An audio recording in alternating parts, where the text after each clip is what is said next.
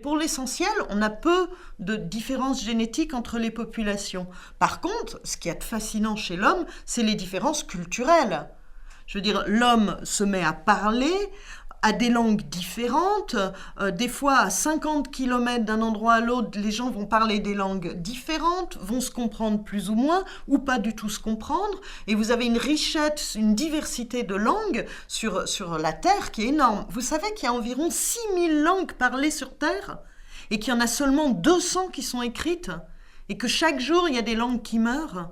Et c'est cette richesse culturelle qui est surtout la plus frappante dans notre espèce. C'est-à-dire, si on compare notre espèce aux autres espèces, notamment aux mammifères, on voit bien que génétiquement, nous, on n'a pas beaucoup de variabilité, peu de différence entre les populations.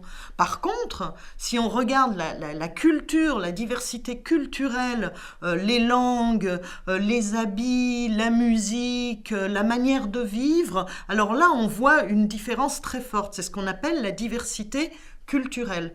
Et comme vous le voyez bien, maintenant, on a de plus en plus d'échanges entre des gens qui viennent d'univers culturels très différents. Avant, c'était quasiment impossible qu'un Esquimau rencontre un Chinois. Maintenant, on envisage tout à fait qu'un jour, à Paris, par hasard, un Esquimau croise un Chinois parce que tous les deux sont venus visiter Paris.